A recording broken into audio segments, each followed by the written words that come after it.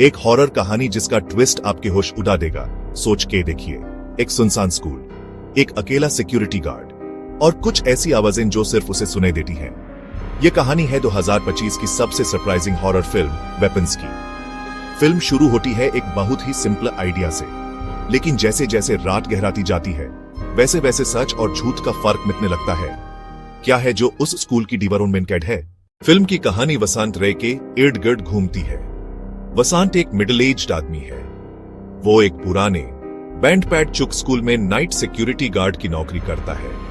वसंत की जिंदगी में सिर्फ तन्हाई है। उसकी एक बेटी थी, अंजलि, जिसकी कुछ साल पहले एक हादसे में मौत हो गई थी। इस हादसे ने वसंत को अंदर से तोड़ दिया है। वो ज्यादातर चुप रहता है, अपनी ही दुनिया में खोया हुआ। रात के अंधेरे में वो स्कूल के लंबे कॉरिडोर्स में पेट्रोल करता है। उसकी टॉर्च की रोशनी ही उसकी साथी होती है। उसका काम सिंपल है, लेकिन यह स्कूल उसके लिए सिर्फ एक बिल्डिंग नहीं है, बल्कि उसके अतीत का एक आईना है।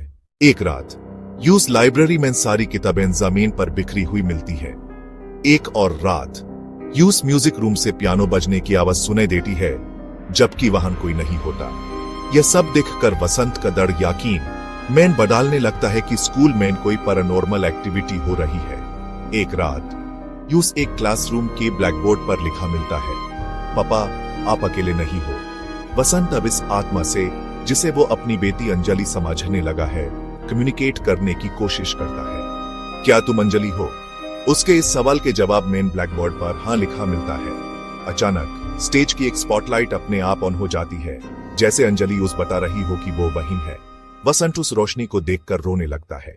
वसंत डरते डरते उस स्टोर रूम का दरवाजा खोलता है। वसंत उस बॉक्स को खोलता है। उसके अंदर उस एक पुरानी डायरी और कुछ ब्लैक एंड व्हाइट तस्वीरें मिलती हैं। डायरी पढ़ते ही वसंत के ये पैरों तले जमीन खिसक जाती है। डायरी में रम सिंह ने लिखा है कि उसकी भी एक बेटी थी, जिसका नाम प्रिया था। प्रिया की मौत उसी स्कूल के कंपाउंड में एक झूले से गिरकर हो गई थी। रम सिंह ने लिखा है कि यूस बाद में एहसास हुआ कि स्कूल में कोई भूत नहीं है। यह सब उसका दिमाग कर रहा था। वो खुद ही रात में ब्लैक बोर्ड पर मैसेजेस लिखता था और सुबह उस देखकर सोचता था कि उसकी बेटी ने लिखा है। इस बार जब वो ब्लैक बोर्ड को देखता है तो यूस वहां कुछ लिखा हुआ नहीं दिखता।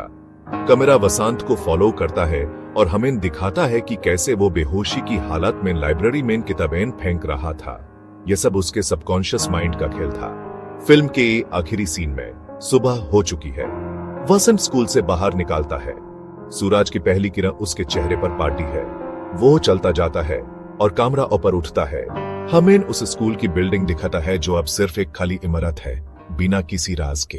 तो आखिर वेपन्स का असली मतलब क्या है? यह फिल्म सिर्फ एक हॉरर स्टोरी नहीं है। यह ग्रीफ, लॉस और ह्यूमन साइकोलॉजी की एक गहरी कहानी है। फिल्म हमें दिखाती है कि जब हम किसी अपने को खोते हैं तो उसका दुख हमारे दिमाग पर कितना गहरा असर डाल सकता है। खाली क्लासरूम्स वसंत के दिल के अकेलेपन का सिंबल हैं और दीवार पर चलती घड़ी उस बीते हुए वक्ती का, जिसे वो वापस लाना चाहता है। असली भूत हमारे दिमाग में बसते हैं। डायरेक्टर अनुभव शर्मा ने इस फिल्म के जरिए मेंटल हेल्थ की टॉपिक को भी छुआ है, लेकिन समझने के बजाय यूस अकला छोड़ देता है। एंटमैन वेपन्स एक ऐसी फिल्म है जो आपको डराती कम और सोचने पर मजबूर ज्यादा करती है। आपका क्या कहना है? कमेंट में जरूर बताइए। सब्सक्राइब करें मूवी मंचर को।